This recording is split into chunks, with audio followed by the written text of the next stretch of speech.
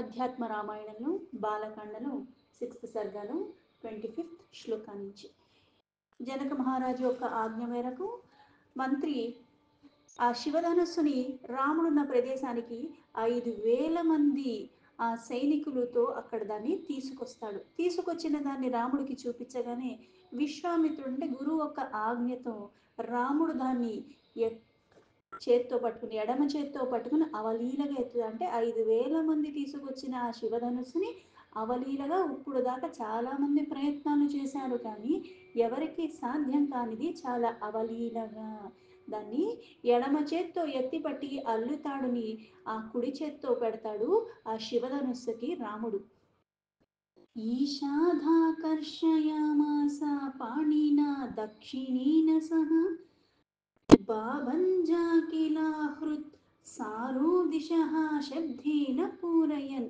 ఎప్పుడైతే శివధనుస్సుకి అల్లతాడుని పెడతాడో రాముడు, సకల హృదయాలకి కూడా సర్వస్వము అయిన ఆ పరమాత్మే ఈ రామస్వరూపంలో ఆ చేత్తో చక్కగా అల్లెతాడుని కొద్దిగా పెట్టడమే కాకుండా శివధనుస్సు దాన్ని కొద్దిగా పట్టుకుని లాగుతాడంతే, ఎక్కువ ప్రయత్నం కూడా ఏం చేయడు.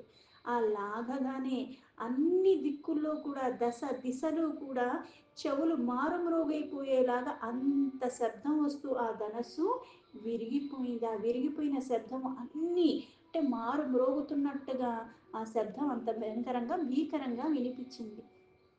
దిశశ్చ విదిశశ్చైవ స్వర్గం మత్యం రసాతనం తదద్భుతమద్భుత తత్ర దేవానాం దివి పశ్యతాం.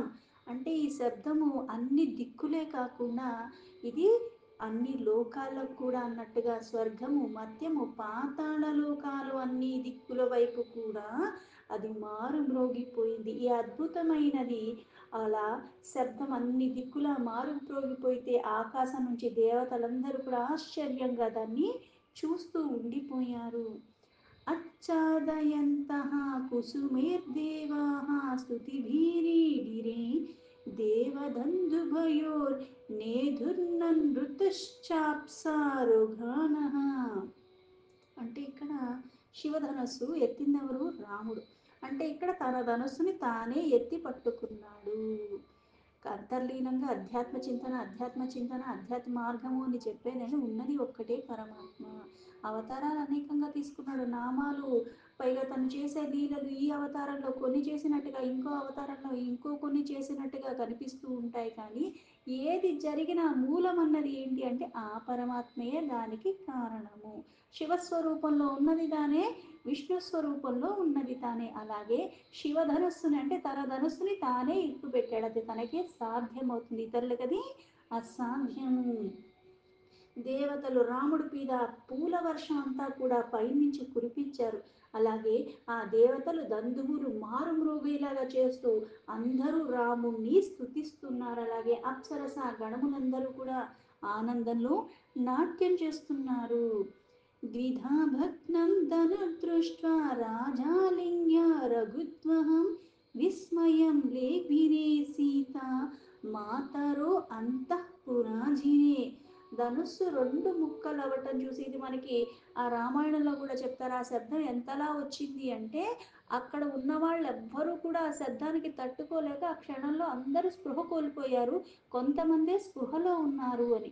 విశ్వామిత్రుడు, రామలక్ష్మణుడు, అలాగే ఆ జనక మహారాజు, ఇట్లా కొంతమందే ఆ శబ్దం ఉంది తట్టుకుని అలా ఉండగలిగారు స్పృహలో అని. ఇక్కడ ఆ ధనస్సు 2 ముక్కలైపోయిందని ఆ మహారాజైన జనకుడు చూసి ఆ రఘురాముని ఆనందంతో ఆలింగనం కౌగిలించుకున్నాడు. మళ్ళీ ఇదే విషయము అంతఃపురంలో ఉన్న స్త్రీలు సీతాదేవి యొక్క తల్లికి ఆ ధనుర్భంగం అయ్యిందన్న వృత్తాంతాన్ని అంతా చెప్పి వాళ్ళందరూ కూడా ఆశ్చర్యానికి లోబడ్డారు. ఇప్పుడు దాకా చాలామంది ప్రయత్నాలు చేశారు, కానీ అది ఎప్పుడు అవ్వలేదు, అందుకే ఇప్పుడు వీళ్ళ ఆశ్చర్యానికి లోబడ్డారు. సీతా స్వర్ణమయీం మాలాం గృహీత్వా దక్షిణే కరే స్మితవక్త్రా స్వర్ణవర్ణా సర్వాభరణభూషిత. ఆ వార్త తెలియగానే దాని తర్వాత సర్వ అలంకార భూషితురాలై ఆ బంగారు వన్నెతో ఉన్న సీత తన దక్షిణ హస్తం నుంచి సువర్ణం అంటే బంగారంతో ఉన్న ఆ మాలను చేత పట్టుకుని మెల్లమెల్లగా అక్కడ చేరింది. ముక్తహారేహ కర్ణపత్రేహ క్వణచ్చరణౌ పురా దూకుల పరిసంహిత వస్త్రాంతరాంచితస్తని. ఆ సీతాదేవి ముత్యాల హారములు, అలాగే కర్ణ పుష్పములు, అంటే ఇక్కడ పైనుంచి కింద దాకా సకల ఆభరణ సంయుక్తం అన్నారు. అంటే పైనుంచి శిరస్సు దగ్గర నుంచి పాదాల దాకా ఎక్కడెక్కడ ఎన్నేసుకోవాలో అన్ని చక్కగా ఆభరణాలు ధరించి ఉన్నది. అలాగే ఆవిడ పట్టు వస్త్రాలు కూడా చాలా ధరించి ఉన్నది. రామస్యోపరి నిక్షిప్య స్మయమానా ముదమ్యయో తతో ముముధీరి సర్వే రాజదారాః స్వలంకృతం.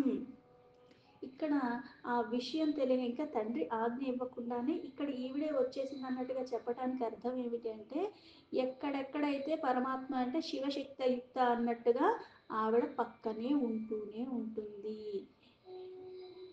ఇద్దరు విడదీయటానికి వీలు లేనటువంటి వారు. అందుకే ఆవిడ ఆ మాలను తీసుకుని ఇంత చక్కగా శోభాయమానంగా అందమంతా కూడా అక్కడే ఉన్నట్టుగా పట్టు వస్త్రాలు ధరించి, పైగా కాలికి వేసుకున్న ఆ మువ్వల సవ్వడి చేస్తూ ఆ చిరు నగవు అంటారు అలాగా శ్రీరాముడు మెడలో ఆ మాలను సీతాదేవి అలంకరించింది. గవాక్షజాలరంధ్రీభ్యో దృష్ట్వా లోక విమోహనం తతో అబ్రవీన్మునిం రాజా సర్వశాస్త్ర విశారదః.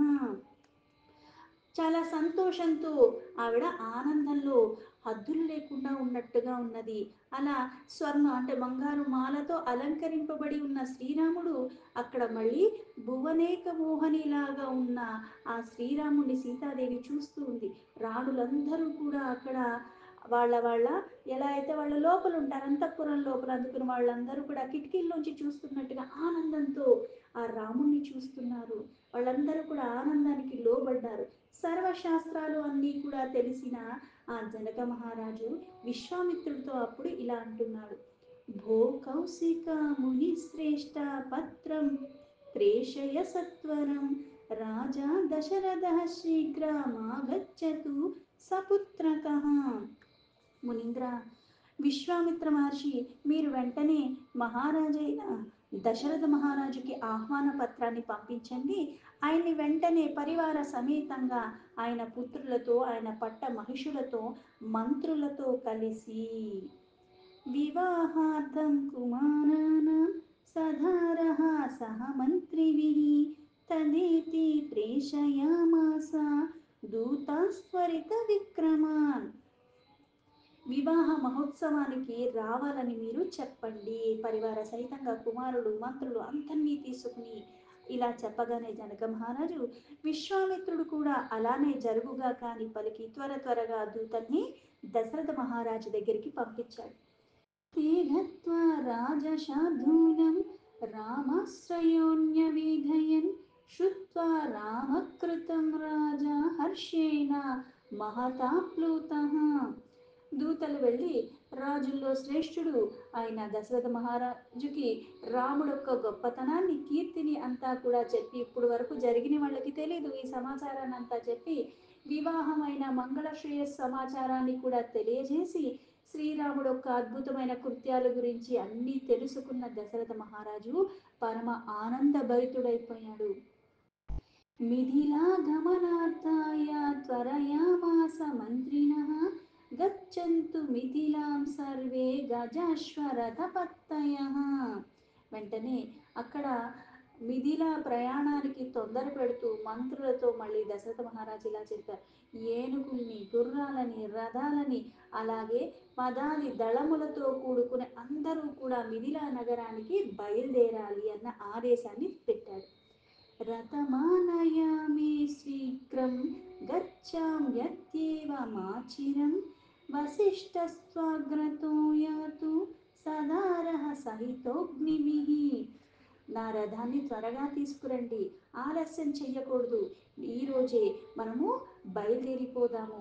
మన కులగురువైన వశిష్ఠులు అగ్నులతో, అలాగే అంటే ఇక్కడ ఆయన ఆజ్ఞతో భార్య అయిన ఆయన అరుంధతి సమేతంగా వాడిని వెంటనే తీసుకుని రండి అని చెప్పాను.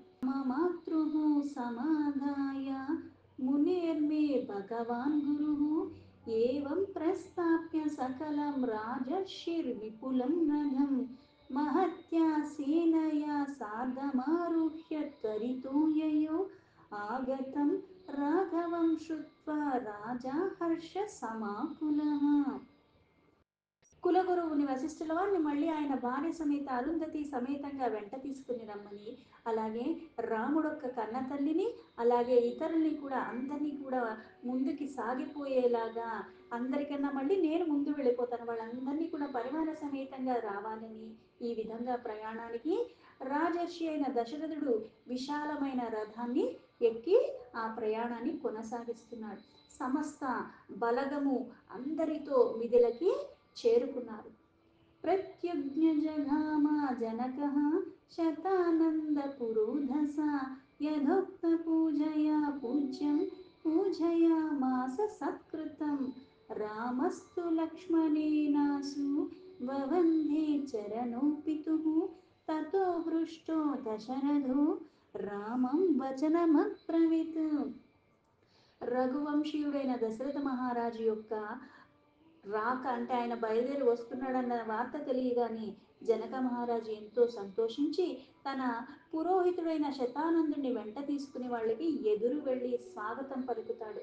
పూజకి అర్హుడైన దశరథుణ్ణి యథోచితంగా సత్కరించి పూజించుకున్న తర్వాత లక్ష్మణుణ్ణి వెంట తీసుకుని రాముడు తన తండ్రి పాదాలకు నమస్కరించి అంతటా దశరథ మహారాజు చాలా ఆనందంతో రాముడితో ఇలా అంటాడు. దిష్ట్యా పశ్యామి తే రామముఖం పుల్లంబుజోపమం మునేరనుగ్రహత్ సర్వం సంపన్నం మమ శోభనం. రామ, వికసించిన పద్మం లాంటి నీ ముఖారవిందాన్ని చూడగలిగే భాగ్యం నాకు లభించింది. అది చూసేసరికి అంటే రాముడు దూరం అయితే క్షణకాలం కూడా తట్టుకోలేని స్థితిలో ఉంటాడు. అలాంటిది విశ్వామిత్రుడు అడిగేసరికి పంపించక తప్పలేదు, పంపించాడు. ఇప్పుడు మళ్ళీ ఇన్ని రోజుల తర్వాత రాముడిని చూస్తున్నాను, అందుకని ఆనందంలో ఉన్నాను, నీ ముఖాన్ని చూడగలిగాను, అదృష్టవంతుణ్ణి, మునీశ్వరి అనుగ్రహంతో అన్ని రకాలుగా కూడా నాకు శ్రేయస్సు కలిగింది అన్నారు. ఇత్యుక్త్వాగ్రయా మూర్ధానమాలింగ్య చ పునః పునః హర్షేణ మహతావిష్టో బ్రహ్మానందం గతోయత అని చెప్పిన తర్వాత వెంటనే తన కొడుకుని దగ్గరికి తీసుకుని హృదయానికి హత్తుకుని ఆయన నుదుటి మీద ముద్దులు పెట్టుకుని బ్రహ్మానందమైన అత్యంత ఆనందానికి లోబడిపోయి ఆ ఆనందంలో ఓలనాడుతున్నట్టుగా ఉన్నాడు ఆ దశరథ మహారాజు. తతో జనకరాజేన మందిరే సన్నివేశితః శోభనే సర్వభోగాఢ్యే సదారః సాసుతః సుఖీ. తర్వాత జనక మహారాజు కూడా అతని రాణులతో రాజకుమారులతో సమస్త భోగ్యానికి కావాల్సినవన్నీ కూడా వస్తువులన్నిటితో పూర్ణమైన అత్యంత సుందరమైన మందిరంలో సుఖంగా వాళ్ళకి విడిదికి అన్ని రకాలుగా ఉండేట్టుగా ఏర్పాట్లు చేస్తాడు. తతః శుభే దినే లగ్నే సుముహూర్తే రఘుత్తమం అనయామాస ధర్మజ్ఞో రామం సప్రాతృకం తదా. ఆ తగిన సమయం, వివాహానికి ఏదైతే వాళ్ళు ఎప్పుడైతే నిర్ణయించుకున్నారో ఆ సమయం రాగానే ముహూర్త కాలంలో శుభలగ్న సమయంలో ధర్మజ్ఞుడైన జనక మహారాజు తన సోదరుడితో శ్రీరాముడు అయిన ఆ మండపానికి తీసుకుని వచ్చారు. రత్నస్తంభా సువిస్తారే సువీతానే సుతోరణే మండపే సర్వశోభాఢ్యే ముక్తా పుష్ప ఫలాన్వితే. ఆ మండపం రత్నాలతో పొదగబడిన స్తంభాలతో చక్కగా నిర్మించబడి ఉంది. చాలా విశాలంగా పెట్టారు ఆ మండపాన్ని. చాలా అంటే అక్కడ వెలుగు కనిపించేలాగా సుందరమైన తోరణాలతో, ముత్యాలతో, పుష్పాలతో, అలాగే పళ్ళతో ఆ సముదాయాన్ని ఎక్కడ చూసినా సరే చాలా అందంగా ఉండేలాగా సర్వాంగ సుందరమైన ఆభరణాలు ధరిస్తే స్త్రీ ఎలా ఉంటుందో అలాగా ఆ మండపానికి ప్రతి ఒక్క చుట్టూ కూడా స్తంభాల దగ్గర నుంచి ప్రతిదానికి కూడా చాలా చక్కగా అలంకరించి పెట్టారు. అదంతా కూడా వెలిగిపోతుంది, కాంతిమయంగా ఉన్నది. వేద విద్భిః సుసంభాదే బ్రాహ్మణ్యేహ స్వర్ణభూషిత్యేహ సువాసినీభిః పరితో నిష్కంఠి బిరావృతే. అలాగే ఇక్కడ సువర్ణ అంటే బంగారమైన ఆభరణాలన్నీ చక్కగా ధరించి, అలాగే వేదవేత్తలైన బ్రాహ్మణులందరూ అక్కడ ఉన్నారు.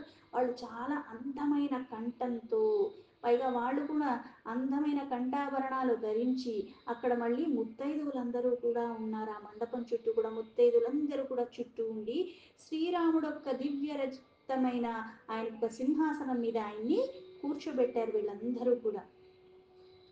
बेरी दन्दुभिर्निर्घोषैर्गीतनृत्यैः समाकुले दिव्यरत्नाञ्चिते स्वर्णपीठे రామం న్యవేశయత్. ఆ సింహాసనం మీద వీళ్ళందరూ ముత్తైదులు రాముని కూర్చోపెట్టిన తర్వాత అక్కడ దందుబీలు బేరులు అన్నీ కూడా ఏవైతే సంగీత వాద్యాలు ఉంటాయో అవన్నీ మారుమ్రోగిపోతున్నాయి. నృత్యాలు గానాలు అన్నీ చేస్తూ మంగళకరమైన ధ్వనులతో మంగళకరమైన నృత్యాలతో అక్కడ పరిసర ప్రాంతమంతా కూడా నిండిపోయి ఉన్నది. వశిష్ఠం కౌశికం చైవ శతానందః పురోహితః యథాక్రమం పూజయిత్వా రామస్యోభయ పార్శ్వయోః. శతానందుడు అలాగే ఈ వశిష్ఠుల వారు విశ్వామిత్రుల వారు క్రమంగా యథోచితంగా వాళ్ళందరికీ కూడా పూజించుకున్న తర్వాత వారిని రాముడికి అటువైపు ఇటువైపుగా వీళ్ళందరినీ కూడా కూర్చోబెట్టారు. స్థాపయిత్వా సతత్రాగ్నిం జ్వాలయిత్వా యథావిధి సీతామణీయ శోభాఢ్యం నానారత్న విభూషితాం.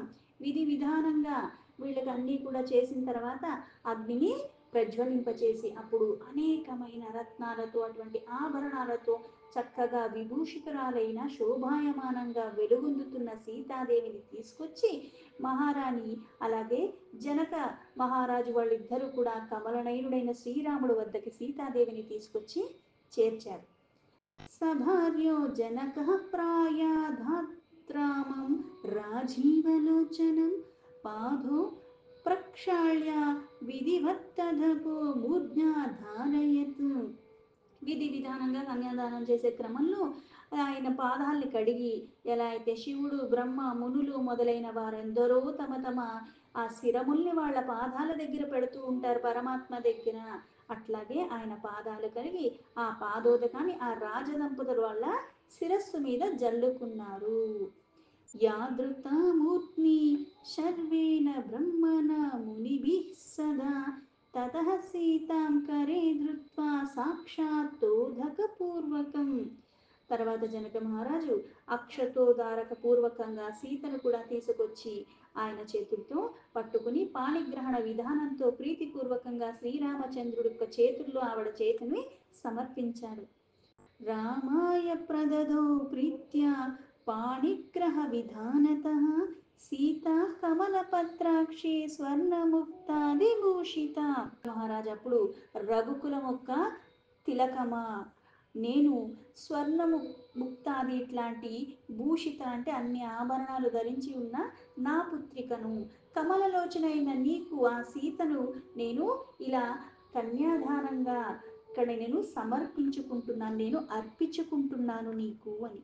ధీయతే మే సుతాతుభ్యం ప్రీతో భవ రఘుత్తమ ఇది ప్రీతేన మనసా సీతాం రామకర్పయన్ ముమోధా జనకో లక్ష్మీం క్షీరాబ్ధిరివ విష్ణవే ఉర్మిళాం చౌరసీం కన్యాం లక్ష్మణాయ దదోముధాం. ఎలా అయితే మనకి రామాయణంలో తెలిసినట్టుగానే అక్కడ నలుగురు అన్నదమ్ముళ్ళకి కూడా నలుగురిని ఇచ్చి వివాహం చేస్తారు. ఆయన తమ్ముడు జనక మహారాజు యొక్క తమ్ముడికి ఉన్న ఇద్దరు బిడ్డల్ని కూడా ఈ తతిమ ఇద్దరికి, అలాగే లక్ష్మణుడికి ఆయనకున్న ఇంకో కూతుర్ని ఇచ్చి వివాహం చేయడానికి అక్కడ నిర్ణయిస్తారు. అందుకని ఇక్కడ సీత ఒక్క కన్యాదానం అయిపోయిన తర్వాత సంతోషంగా మీరు ఉండండి, మీకు మంగళం అగుగాక అని జనక మహారాజు వాళ్ళిద్దరిని దీవించిన తర్వాత అప్పుడు విధి విధానంగా సీత కూడా చాలా ఆనందంగా శ్రీరాముని స్వీకరించింది. క్షీర సముద్రుడు యొక్క కూతురు అంటే లక్ష్మీదేవిని ఎలా అయితే విష్ణువు స్వీకరిస్తాడో అలా సమర్పించుకున్నట్టుగా అలాగే ఇక్కడ కూడా సీతాదేవిని రాముడికి సమర్పించారు. అంతులేని ఆనందంలో ఉన్నాడు జనక మహారాజు. తర్వాత తన ఇంకో పుత్రిక అయిన ఊర్మిళని లక్ష్మణుడికి ఇచ్చి వివాహాన్ని విధి విధానంగా అలానే చేస్తారు. దీంతో ఆధ్యాత్మ రామాయణంలో బాలకాండలో 6th సర్గలో 55 శ్లోక సంపూర్ణ.